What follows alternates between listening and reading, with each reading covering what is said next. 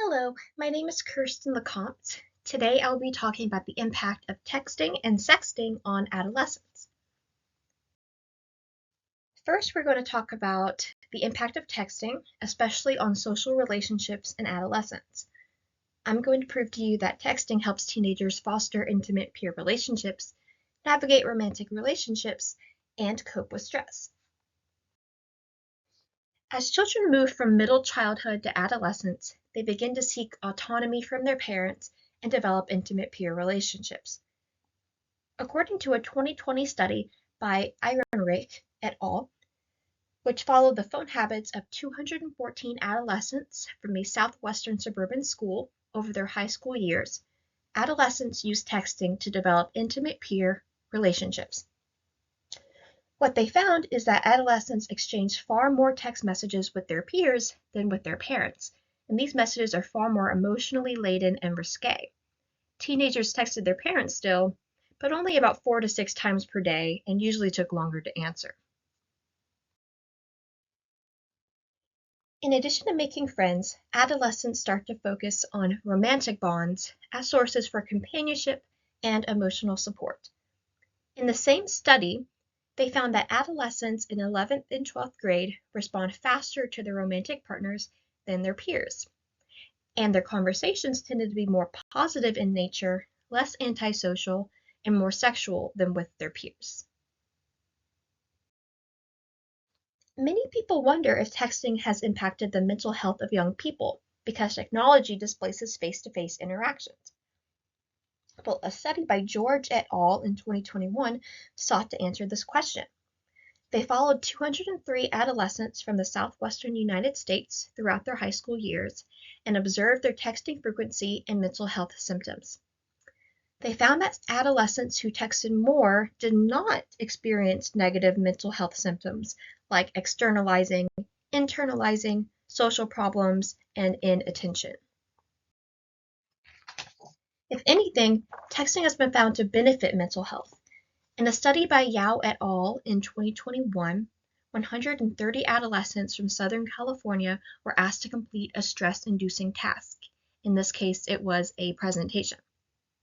They were subsequently assigned one of the following activities: texting a friend, watching a video, or sitting quietly. They were asked to report their mood levels before and after the stress test, and then after the following activity, and heart rate was measured throughout. What they found is that participants who texted their friends reported higher moods and lower stress at the end of the study than those who watched a video or sat quietly.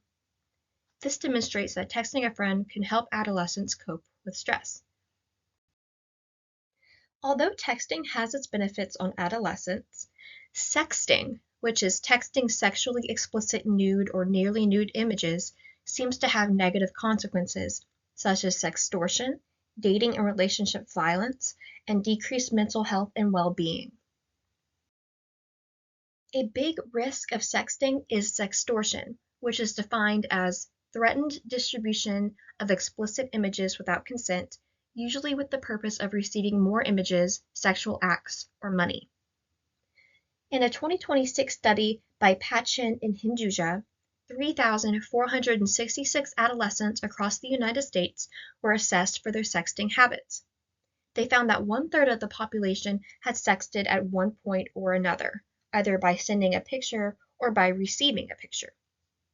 They also found that teens who sent sex to a person who is not their romantic partner were 13 times more likely to have their images distributed without their consent and 5 times more likely to be a victim of sextortion. Sexting is also a risk factor for dating and relationship violence, which involves emotional, financial, sexual, psychological, or physical abuse. In a 2021 study by Kudero, 48,397 adolescents from Wales were surveyed about their risk behaviors and relationship history.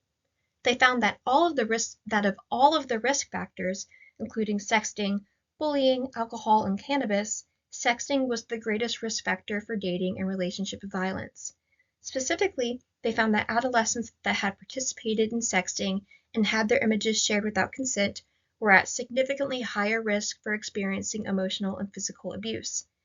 and perpetrators of emotional abuse were 3 times more likely to have sexted and shared explicit images without consent. With the inherent risks of sexting, it comes to show that sexting can be related to poor mental health. In a 2021 study by Liu et al., 2,199 adolescents from Southeast Texas schools were questioned about their sexting habits and their mental health symptoms.